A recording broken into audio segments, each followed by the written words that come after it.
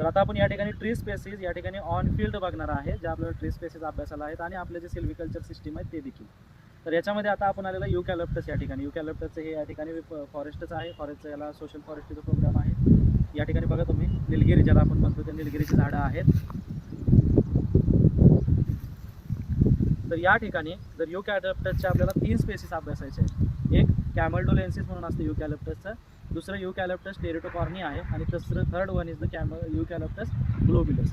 तर यामध्ये जर आपण 2 स्पेसिस बघितल्या, ग्लोब्युलस सोडून उर्वरित ज्या 2 स्पेसिस आहेत कॅमल्डोलेन्सिस आणि टेरिटोकॉर्नी, ह्या एव्हरग्रीन स्पेसिस आहेत. आणि आता आपण जे युकॅलिप्टस बघत आहे निलगिरी, ती सेमी एव्हरग्रीन आहे किंवा त्याच्यामध्ये लीफ शेडिंग या ठिकाणी बघा आता सुरू आहे या दरम्यान, तर ते घडतं, त्याला आपण म्हणतो ग्लोब्युलस.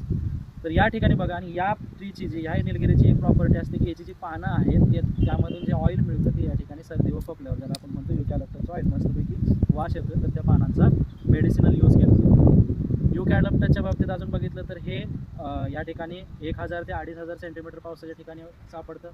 इट इज ब्रॉड हार्डी आहे, या ठिकाणी दुष्काळ सहन करतं. याची मुलं खूप खोलवर असतात, परंतु याचा डिसएडव्हान्टेज असा आहे की it lower the ground water table, त्या जमिनीतलं ग्राउंड वॉटर टेबल या ठिकाणी लोअर होतं. Secondary, it is fire tender, म्हणजे हे लगेच जळू शकतं जर जंगलामध्ये बनवा लागला तर, कारण याचे लीव्ह जर बघितले तर एकदम जरा मोठे आहेत, सागवानासारखे ब्रॉड नाही आहेत, but it is medium size, म्हणून या ठिकाणी वाढल्यानंतर हे या ठिकाणी बनवा लागू शकतो. तर या प्रॉपर्टीज आपल्याला परीक्षेमध्ये द्यायच्या असतात. त्याचा यूज काय आहे तर पल्प इंडस्ट्रीमध्ये कागद बनवण्यासाठी आहे, मेडिसिनल यूज आहे. त्याच्यानंतर मग याच्यामध्ये बांधकामासारख्या ठिकाणी देखील याचा यूज केला जातो.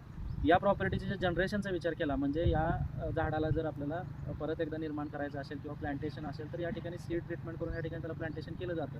परंतु युकॅलिप्टसमध्ये महत्त्वाची गोष्ट केली जाते ते म्हणजे कॉपीज सिस्टीम. ही कॉपीज सिस्टीम काय असते ते आपण आता प्रत्यक्ष बघू. आता या ठिकाणी फॉरेस्ट रिजनरेशनमध्ये किंवा या ठिकाणी आपले जे ट्री परत एकदा कापल्यानंतर उगवतात, ज्याला आपण म्हणतो सस्टेनेबल यील्डिंग, त्याच्यामध्ये एक कॉपिसिंग सिस्टीम असतो. कॉपीस म्हणजे एकदम सोपी सिस्टीम आहे, तुम्हाला माहीत असेल की या ठिकाणी हे झाड ज्यावेळेस ह्या डायमीटरचं झालेलं आहे युकॅलिप्टसचं मॅक्झिमम, त्यावेळेस ते इथून कट केलेलं आहे काही स्पेस सोडून.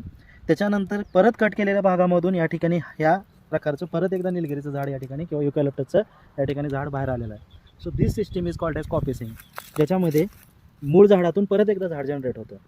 ओके, जसं की बी पेरतो तसं नाही, ज्यामध्ये बी पेरल्यानंतर किंवा सीड प्लांटेशन नंतर जे वेगळं झाड येतं किंवा सॅपलिंग किंवा रोपटा आणून लावणं ही एक पद्धत झाली. तशाच पद्धतीने या ठिकाणी कॉपिसिंग ही आहे की ज्यामध्ये मल्टिपल टाइम्स इकडे या ठिकाणी घेता येतात. ही म्हणजे या ठिकाणी कॉपीस सिस्टीम ऑफ द युकॅलिप्टस. इतरही झाडांमध्ये कॉपीस सिस्टीम चालते, जसं की अल्बेझेरिया लेबकमध्ये देखील या ठिकाणी कॉपीस सिस्टीम चालते. त्या झाडाबद्दल देखील आपण पुढं बघूया. Look at the copies. This is also copies.